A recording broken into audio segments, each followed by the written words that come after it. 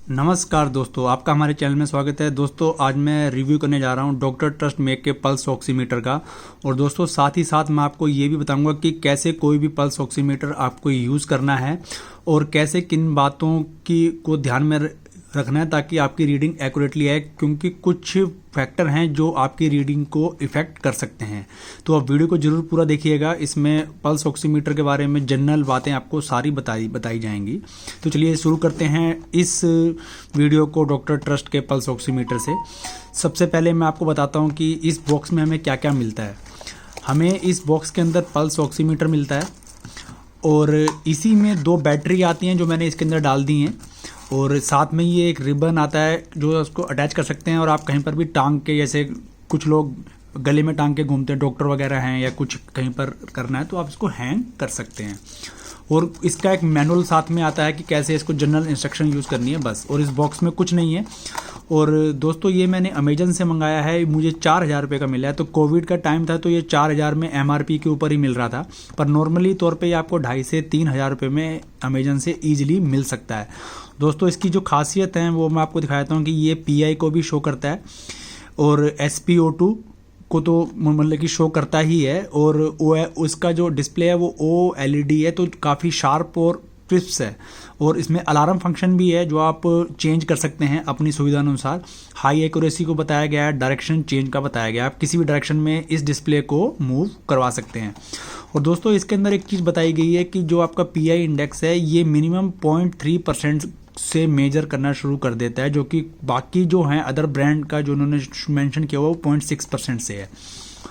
तो चलिए जल्दी से इसका रिव्यू करते हैं। सबसे पहले इसकी बिल्ड क्वालिटी को देखते हैं, कैसा ये प्रोडक्ट है, कैसा बनाया गया है। तो दोस्तों ये पूरा प्लास्टिक से बना हुआ है। ऊपर एक छोटा सा OLED डिस्प्ले आपको मिल जाता है, ये देखिए यहाँ पर डॉक्टर ट्रस्ट का है और ये पूरा प्लास्टिक का है। नीचे आपको यहाँ पर 2 बैटरी AAA साइज़ की लगाने का ऑप्शन है, इसी से ये ऑपरेट होता है। इसके अलावा कोई और इसको पावर सोर्स की ज़रूरत नहीं है। और दोस्तों जैसे ही आप इसमें फिंगर हटा लेते हैं ये ऑटो में देखिए ये ऑफ हो जाता है, और इस बटन को प्रेस करते के साथ ही ये ऑन हो जाता है। अगर आप फिंगर नहीं डालेंगे तो कुछ सेकंड बाद ये ऑटो ऑफ हो जाता है। तो ये इसकी बिल्ड क्वालिटी के बारे में है। और दोस्तों जो मैं इसको आप थोड़ा सा जनरल फंक्शन बता देता हूँ कि ये काम, इसका बेसिक प्रिंसिपल क्या है। एक्चुअल में क्या होता है कि जैसे आप फिंगर इसके अंदर रखते हैं तो एक लाइट है, एक सोर्स है और एक रिसीवर है, जो आपकी फिंगर के अक्रॉस यहाँ से लाइट अगर इमिट होती है तो कुछ तो आपकी फिंगर एब्जॉर्ब कर लेती है, कुछ यहाँ से ट्रांसमिट होकर रिसीवर में चली जाती है। तो उसी को कैलकुलेशन पे तौर पे ही ये यूज़ करके अपना एल्गोरिथम लगा के ये SpO2 का लेवल बताता है और आपको PI बताता है। PI दोस्तों एक्चुअल में वो ब्लड फ्लो है कि आपकी फिंगर के अंदर से जो ब्लड फ्लो का है वो क्या परसेंटेज है। तो नॉर्मली ये 0.02 से लेकर 20% तक रहता है। तो ये पर्सन टू पर्सन वेरी करता है, इसकी कोई स्ट्रिक्ट वैल्यू नहीं कि इतनी होनी ही चाहिए।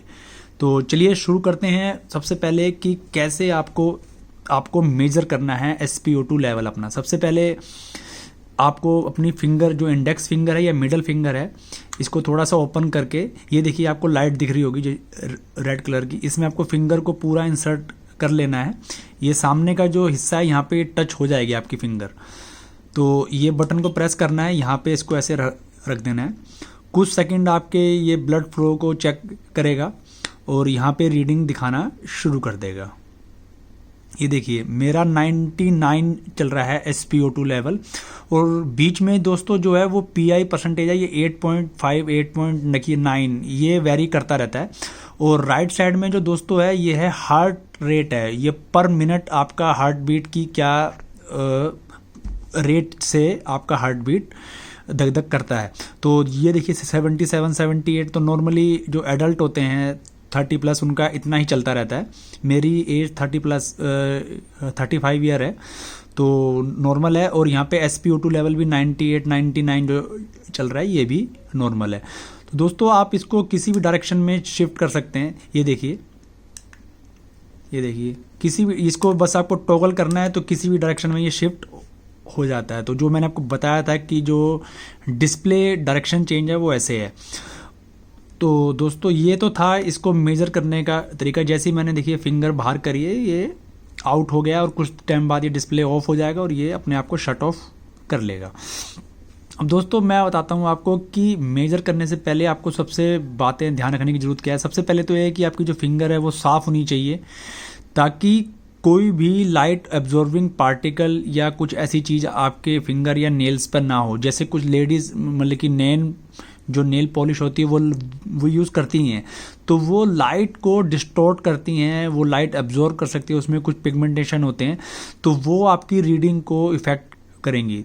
तो सबसे पहली तो चीज़ ये है कि आपकी फिंगर साफ़ होनी चाहिए। अगर नेल पॉलिश है तो वो हटा लीजिए और ऐसी फिंगर डालिए कि जो एक्यूरेटली मतलब कि इसमें एडजस्ट हो जाए। अगर आपकी इंडेक्स फिंगर पतली है या एडजस्ट नहीं हो रही तो आप मिडल फिंगर का भी यूज़ कर सकते हैं। ये आप किसी भी चारों फिंगर को यूज़ कर सकते हैं, उससे रीडिंग में इतना इफेक्ट नहीं आता, कुछ भी फ़र्क नहीं पड़ता है।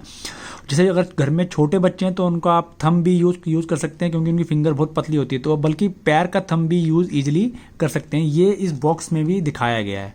ये देखिए बच्चों के, ये देखिए थंब को यूज़ करके आप रीडिंग ले सकते हैं बच्चों की भी।